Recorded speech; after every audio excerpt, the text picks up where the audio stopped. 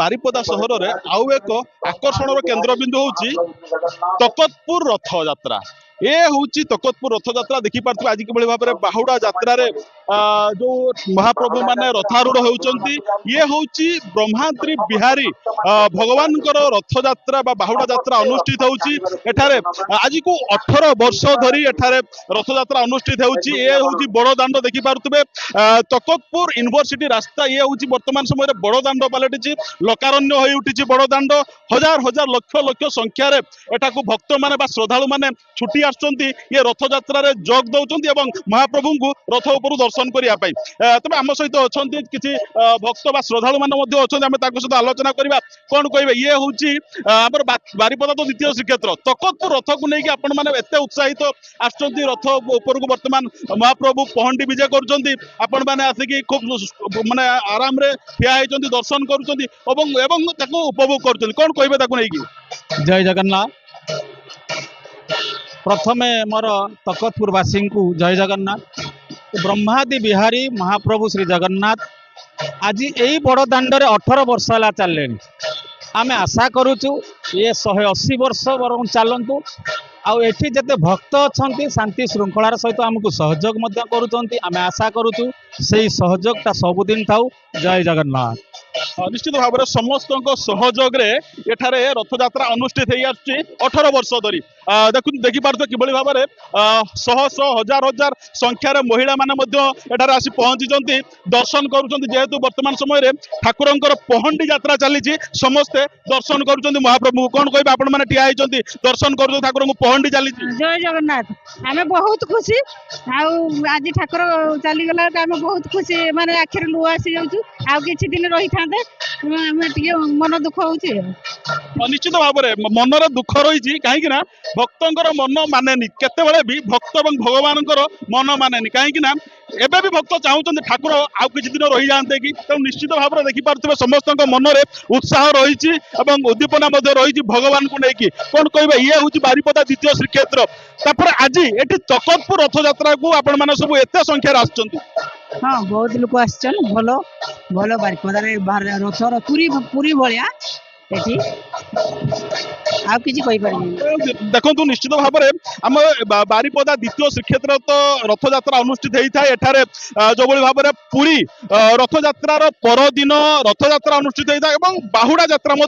पुरी परदिन होता है किंतु एठारे जो रीतिनीति परंपरा चली पुरी सहित पुरी जब रथ टाणा जाए एठारे से दिन ही रथ यात्रा अनुष्ठित होता है बाहुड़ा यात्रा पुरी अनुसार होता है तेणु आम सहित आउ जन भक्त कौन कहे एत भक्त एत श्रद्धालु भिड़ लगी प्रभुंर लीला प्रभुंर लीला रे भक्त बहुत समागम होती 18 वर्ष है चली आसी पूरी श्रीक्षेत्र रथंकर जेबे टणा हुए आमर ये तकतपुर से दिन ही टणा हुए एवं द्वितीय श्रीक्षेत्र विषय बारिपदा आमर प्रसिद्ध किंतु जेहेतु ये तकतपुर आमर रथ टणा चली 18 वर्ष है भक्तर प्रबल संगम चली निश्चित भाव में देखो देखिपे कि भाव में भक्तर कि भाव में समागम एठार देखा मिली हजार हजार लक्ष लक्ष संख्यार भक्त एटा आसुँच विशेष करके आम कथा हाँ जो ठाकुर जो पूजक अच्छा पूजा पंडा अच्छा आम सहित आलोचना करवा ये ठाकुर केमतिया कौन रही रीतिनीति परंपरा कौ परंपरार ठाकुर पूजा पाती जो रथ यात्रा को लेकिन कौन रही विशेषत्व आपन को स्वागत करुँच कौन कहे आप नाम परिचय। जय जगन्नाथ।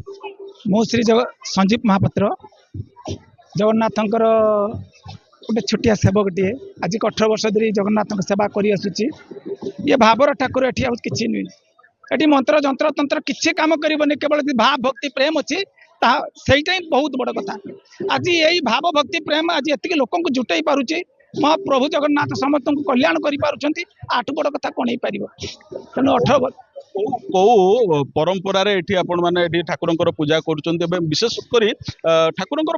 विशेषत्व कौन रही एठारे जो रथ यात्रा हवा आपण घरे जो जगन्नाथ मंदिर हवा पचर कौन रही इतिहास कौन रही कारण कौन रही देखो इतिहास तो बहुत बड़ इतिहास तेणु एत इतिहास तो कहवा बर्तमान संभव हो पारनी तेणु एति कहि कि मो प्रभुंर आज्ञा ये कम हो पारे आज्ञा बिना कौन से गोटे पत्र हेनी जदि आज्ञा न था ये रथ यात्रा हो पारि न कि 18 वर्ष धरी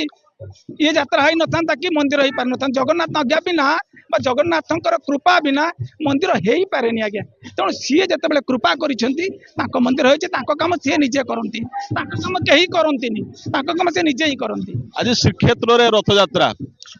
ବାରିପଦା ତକତପୁରରେ ବି ରଥଯାତ୍ରା, କଣ କହିବେ ତାକୁ? ସେଟା ତାଙ୍କ ଇଚ୍ଛାରେ ସେଟା ହଉଛି ବୋଲି କହିବା, ଆଉ ଏଠି କିଛି କହିହବନି। କେବଳ ତାଙ୍କ ପ୍ରତି ଯୋଉ ଶ୍ରଦ୍ଧା, ଯୋଉ ବିଶ୍ୱାସ ଭକ୍ତି ଅଛି, ସେ ବିଶ୍ୱାସ ଭକ୍ତିର ହିଁ ଫଳ। ନିଶ୍ଚିତ ଭାବରେ ଦେଖନ୍ତୁ, ଆମେ ଯୋଉଭଳି ଭାବରେ